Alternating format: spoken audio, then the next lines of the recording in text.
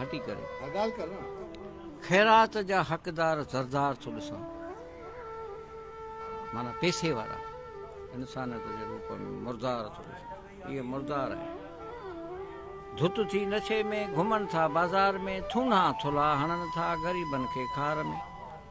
अशराफत ॿधनि था हरामनि खे प्यार में ठीक ठाक वॾेरनि जा पुट घुमनि था कार में ज़कात जे बंदीअ ते वरी बीमार थो ॾिसां इंसानियत जे रूप में मुर्दार थो ॾिसां 83 में सही अला बख़्श भट्टी सां मां मेहड़ में हुउसि त ज़कात पई हले मां बि वञी ॿिठो त हिकिड़े खे चयो मूं चयो यार ॾे ख़बर तोखे त ॾाढो घड़ी ॿधी पई आहे वञा वॾेरो आहे तूं ज़कात छा लाइ थो वठे क्यों क्यों ॾे तूं बि खड़ू खड़ू खड़ू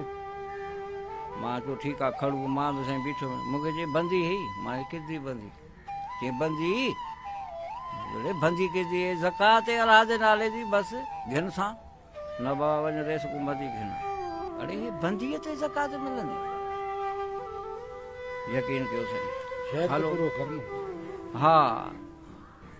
धुत थी नशे में घुमनि था बाज़ार में थूना थुला हणनि था ग़रीबनि खे खार में अशराफत ॿधनि था हरामनि खे प्यार में ठीक ठाक वॾेरनि जा पुट घुमनि था कार में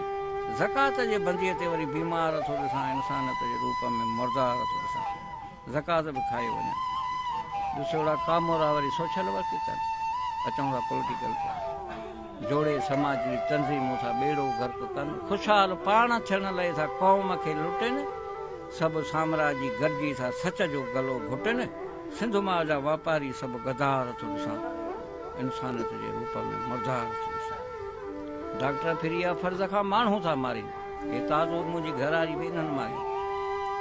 डॉक्टर फिरी विया फर्ज़ खां माण्हू था मारीनि मास्तर त हिन क़ौम जूं पीढ़ियूं था खारीनि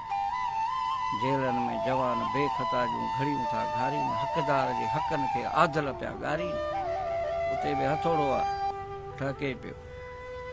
हक़दार जे हक़नि खे आदल पिया ॻारीनि कानून जी बि कूड़ी गुफ़्तार थो ॾिसां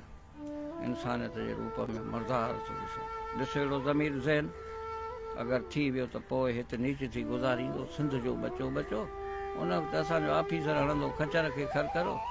चोर पोयां अची को जागनि आसार थो ॾिसां इंसानियत जे रूप में मुर्दार थो ॾिसां हिन सदीअ में उमेदु कान्हे पोयां